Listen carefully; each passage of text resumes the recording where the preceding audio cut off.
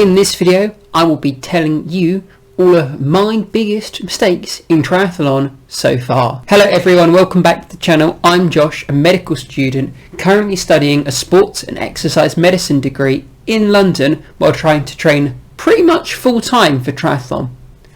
On this channel, we talk medical student life, triathlon training and time management for those of us who still want to perform at our best in our chosen sport. In this video, I'll be breaking down some of the biggest mistakes that I made when starting triathlon, and hopefully this will give you an idea that not everyone in the world of triathlon is absolutely flawless and we all make mistakes. Even though it's a daunting sport to get into, I still think it's super approachable for anyone who's thinking about giving it a go. My first and by far my biggest mistake before doing my first triathlon was increasing my run volume too quickly.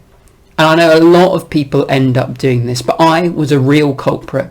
Before starting triathlon, I can say that I hated running. I would barely do it. I really enjoyed cycling and I used to swim for water polo, but running was the one thing that I couldn't ever convince myself to do.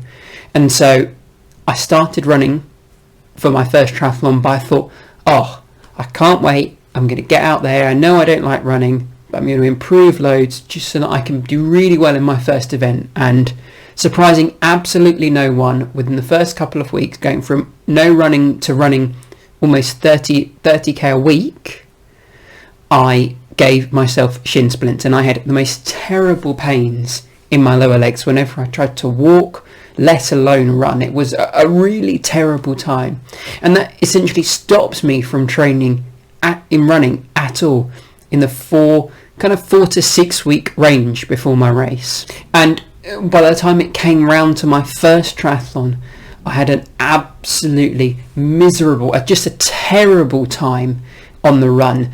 My friends and family came to watch, and I remember them after telling me how much it looked like I was suffering, and they couldn't even see the half of it. It was just a pure grimace on my face for the whole thing. It was one of the least enjoyable, just over an hour for a 10k that I've ever spent in my life, having done both the swim and the cycle relatively well. And this really made me understand the importance of consistent training and not pushing yourself too hard and allowing your body to recover so that you can ensure that the next workout and the workout after that and the workout after that can always be good. And I cannot tell people to be careful of this enough. Don't increase your run volume by more than 5% each week. Take it easy. Think about the easy runs that we've talked about before on this channel. Just look after your lower legs, especially when it comes to running, because you will make yourself not be able to walk. Take my word for it. Another really common mistake that people make when they start to get into triathlon, and another one that I made personally, was not doing enough brick sessions in the training leading up to your first triathlon. For those of you who don't know, a brick session is where you combine 2 parts of triathlon together in your training sessions. The most common being doing a cycle first and then going for a run afterwards, as you would in the second and third leg of a triathlon. But you can do this going from swimming to cycling as well, but it's a little bit more difficult to do outside of a race condition.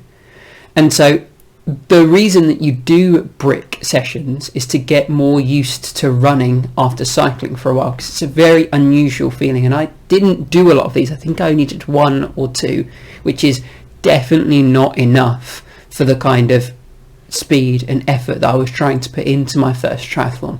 And I remember racking my bike, taking my helmets off, putting on my run shoes, starting to run out of the hall where the transition was, and almost falling over because I had the world's worst jelly legs. I simply couldn't control them or tell them what to do, and I was absolutely everywhere.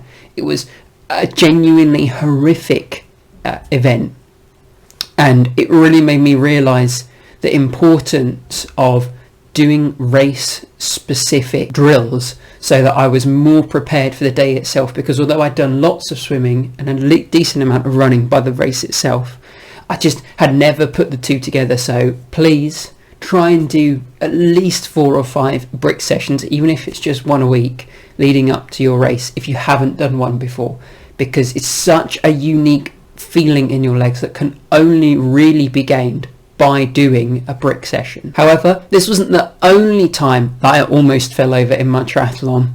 I also didn't practice taking my wetsuit off, and this caused me to fall over almost immediately while trying to take it off after exiting the swim, heading up to transition 1. It was a hilarious sight, I'm sure, for anyone watching. It was me flopping all over the place, trying to grab onto any handrail I could to stop myself falling over as I was trying to get this wetsuit off, and I ended up having to have one of the wetsuit strippers come and help me more than anyone else. So that's a real embarrassing event for me, and I can't tell you enough. This is another kind of race-specific strategy and scenario that I think that is really worth practicing, and although it might seem like something minor, it really can set you off and make it slightly more difficult for you going forward after having a knock of confidence for the rest of the race. For my first triathlon, I really thought that it was important to eat and drink a lot throughout of it, and so my chosen food was going to be energy gels, and I'm not trying to overstate how many I literally had 1 million energy gels. It felt like I was popping them almost every 15 minutes. It was really an atrocious amount of energy gels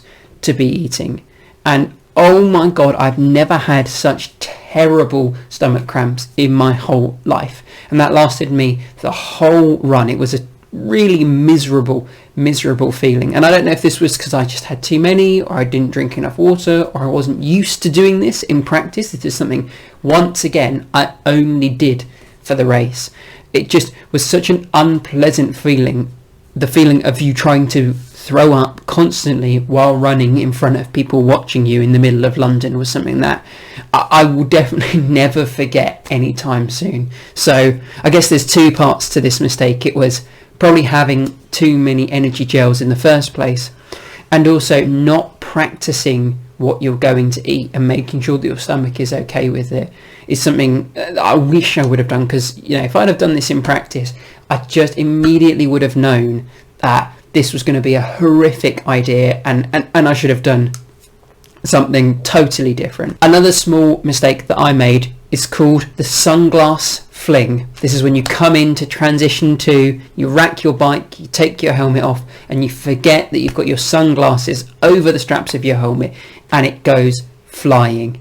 And in my case, my sunglasses went 4 or 5 meters, and it was a hilarious scrabble for me to try and find and put back on my sunglasses before I went onto my run. It's a really small thing, but similar to the wetsuit problem, I think these tiny little problems that you run up, especially in your first triathlon, can really knock your confidence. And so by listening to my mistakes, hopefully you'll be able to avoid them going forward. And my final mistake that I'd like to comment on wasn't one that I made in my first triathlon, but it was one that I saw a lot of other people seemingly having made in their first triathlon when I was also doing mine. And this was not knowing how to fix a flat tyre. The number of people I saw having to walk their bikes back to T2, either because they didn't know how to fix it or they didn't bring the right equipment, was almost too many to count. It was a big problem for these people because it ruins your race, and that's a real shame when you've been preparing so hard, putting in so much effort, built up so much to this first triathlon.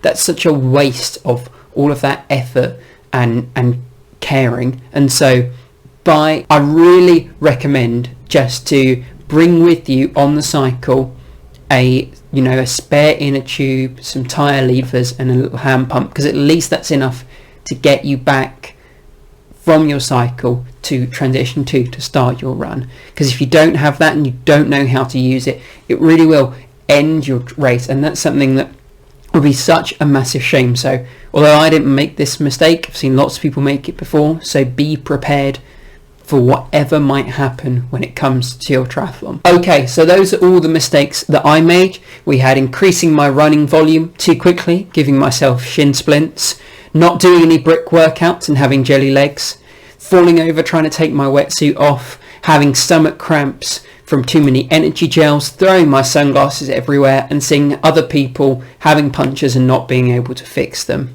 And this might paint a really gloomy, bad picture of what your first triathlon can be like. But by understanding the mistakes that I and other people make, hopefully when it comes to doing your first triathlon, you'll be so well prepared that you'll have a massively fun time, and you can keep doing them, keep getting better, and reach your goals even faster. And that's what I hope for everyone, because triathlon is an amazing sport. I cannot preach this enough, and I really hope that everyone has the opportunity to give it a go in the future. And that's it for this video. If you're considering doing your first triathlon soon, then please subscribe to the channel, because we'll have many more beginner's guides to triathlon coming out, whether that's how to pick your first race or how to train for your first race, with some free race training guides coming out as well. So you definitely don't want to miss any of that. So hit the subscribe button, and on screen now there is a playlist to all of our beginner triathlon videos to help get you started.